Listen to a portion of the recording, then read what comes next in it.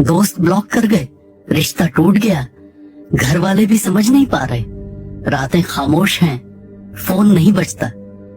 तो ये वीडियो तुम्हारे लिए परमेश्वर ने भेजी है। ये कोई कोइंसिडेंस नहीं है कि तुम यहां तक पहुंची हो। तुम्हारी तन्हाई ये खाली नहीं है, ये वो कोख है जहां परमेश्वर तुम्हें दोबारा जन्म दे रहे हैं। अगर तुम तैयार हो अपनी सबसे बड़ी ताकत को जानने के लिए, तो आखिरी सेकंड तक रुको, क्योंकि आज जो मैं बताने जा रहा हूं वो तुम्हारी जिंदगी की सबसे बड़ी पुष्टि होने वाली है। जब एक स्त्री के जीवन में वह घड़ी आती है जब उसके पास सचमुच कोई नहीं बचता सिवाय परमेश्वर के, तो समझ लीजिए कि उसकी कहानी का सबसे रहस्यमयी, सबसे दर्द भरा और सबसे शक्तिशाली अध्याय शुरू हो चुका होता है। यह अंत नहीं है, बल्कि एक नई शुरुआत का जन्म स्थान है। ये वह पवित्र मौसम है जब परमेश्वर उस स्त्री को इतना खाली कर देते हैं कि उसकी आत्मा में सिर्फ उनकी ही जगह बच जाए। दोस्त चले गए, रिश्ते टूट गए, घर के लोग भी अब समझ नहीं पाते, फोन पर नोटिफिकेशन बंद हो गए, रातें लंबी और खामोश हो गईं। कभी जो कंधे हमेशा साथ लगते थे वे भी दूर हो गए। बाहर से देखने में लगता है कि वह टूट गई, हार गई, अकेली पड़ गई, लेकिन अंदर, बहुत अंदर एक आग धीरे धीरे सुलग रही होती है।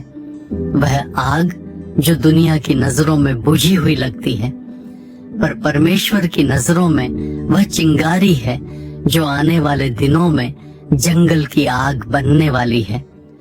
ये वही समय है जब परमेश्वर उस स्त्री को अपनी गोद में उठाकर एक कोने में ले जाते हैं जहां दुनिया की आवाजें पहुंच ही नहीं सकती।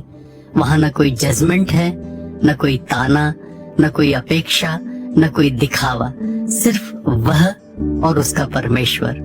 और यही वह पवित्र अकेलापन है जहां असली परिवर्तन की नींव पड़ती है। यह अकेलापन दंड नहीं है, यह प्रशिक्षण है, यह सजा नहीं है, यह तैयारी है। परमेश्वर जानते हैं कि जिस स्त्री को वे बड़े काम के लिए चुनते हैं उसे पहले खाली करना पड़ता है। जैसे कुम्हार मिट्टी को पहले पूरी तरह गूंथता है, कुचलता है, पानी डालकर नरम करता है, फिर उसे चाक पर चढ़ाकर आकार देता है, वैसे ही परमेश्वर उस स्त्री के जीवन से हर उस चीज को निकाल देते हैं जो उसके और उनके बीच में दीवार बन रही थी। वह रिश्ता जो उसका सहारा बना हुआ था, वह दोस्ती जो उसकी पहचान बन गई थी, वह तारीफ जो उसका आत्मविश्वास बन गई थी, वह प्लान जो उसकी सुरक्षा बन गया था, सब कुछ एक एक करके हटा दिया जाता है। शुरू में वह चीखती है, रोती है, सवाल करती है, प्रभु मैंने क्या गुनाह किया।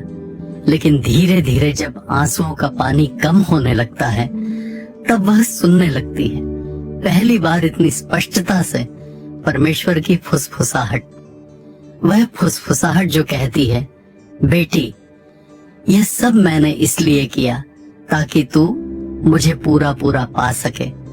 यह वह समय होता है जब वह स्त्री रातों को घुटनों पर बैठकर ऐसी प्रार्थना करती है जो पहले कभी नहीं की। पहले प्रार्थना ड्यूटी थी, अब जिंदगी बन गई है। पहले वे प्रार्थना करती थी कि लोग वापस आ जाएं, अब प्रार्थना करती है कि परमेश्वर कभी न जाए। वह बाइबल खोलती है तो पन्ने अपने आप उन वचनों पर रुक जाते हैं जिन्हें पहले उसने सिर्फ पढ़ा था, आज वे उसके अंदर उतर रहे होते हैं। हाजरा का रेगिस्तान, हन्ना का मंदिर, एस्तेर का महल से पहले का अकेलापन, रूत का खाली खेत, सब उसके अपने दर्द में जीवंत हो उठते हैं। वह समझ जाती है कि ये सब औरतें भी कभी इसी रास्ते से गुजरी थीं। ये सब भी कभी रोई थीं, टूटी थीं, अकेली पड़ी थीं, लेकिन यही वह रास्ता था जो उन्हें उनकी नियति तक ले गया। यह अकेलापन उसे सिखाता है कि उसकी कीमत किसी के मैसेज का रिप्लाई तय नहीं करता, उसकी वैल्यू किसी के स्टोरी में टैग होने से नहीं आंकी जाती। वह सीखती है कि परमेश्वर के पास उसका एक नाम है, एक अलग नाम जो दुनिया ने कभी नहीं पुकारा। वह नाम जो सिर्फ परमेश्वर की जुबान पर है, वह नाम जो उसकी असली पहचान है। और जब वह उस नाम को सुन लेती है तब दुनिया की सारी रिजेक्शन उस पर असर नहीं कर पाती। तब वह समझ जाती है कि लोग उसे छोड़कर नहीं गए थे, बल्कि परमेश्वर ने उन्हें हटाया था, क्योंकि अब उसकी बारी थी। अब उस स्त्री की बारी थी चमकने की, उठने की, चलने की, और वह चलना जिसके लिए परमेश्वर उसे सालों से तैयार कर रहे थे। ये समय दर्द भरा जरूर है, बहुत दर्द भरा है। रातें इतनी लंबी लगती हैं कि लगता है सुबह कभी आएगी ही नहीं। आंखों के नीचे काले घेरे, तकिया हर रात गीला, और दिल में एक सन्नाटा जो चीखों से भी ज्यादा तेज लगता है। लेकिन मेरी बहन सुन लो, ये समय व्यर्थ नहीं है। ये तुम्हारा सबसे कीमती, सबसे पवित्र, सबसे शक्तिशाली मौसम है। हर एक आंसू जो तुम बहा रही हो वह परमेश्वर की हथेली पर गिर रहा है। वो उसे फेंकते नहीं, वो उसे इकट्ठा करते हैं। बाइबल कहती है, तू मेरे आंसुओं को अपनी कुप्पी में रख ले। भजन 56:8। वो हर बूंद को गिन रहे हैं और हर बूंद को एक बीज बना रहे हैं। वो बीज अभी जमीन के नीचे छिपा है, दिखाई नहीं देता, पर एक दिन फूटेगा। और जब फूटेगा तो उसमें से ऐसी शक्ति निकलेगी, ऐसी ज्वाला, ऐसी चमक कि जिसने तुम्हें रोते हुए देखा था वही हैरान रह जाएगा। सोचो उस औरत के बारे में जो कभी रात रात भर तकिए को गले लगाकर सोती थी, जिसके फोन की स्क्रीन हर 10 मिनट में चेक होती थी कि शायद कोई मैसेज आया हो, जो खुद को बेकार, अनचाही, फालतू समझती थी, जिसे लगता था कि उसकी जिंदगी खत्म हो गई। वही औरत एक दिन घुटनों पर बैठकर ऐसी प्रार्थना करेगी कि स्वर्ग के दरवाजे हिल जाएं। वही औरत एक दिन ऐसी उपस्थिति लेके चलेगी कि लोग उसके पास 2 मिनट बात करने को तरसेंगे।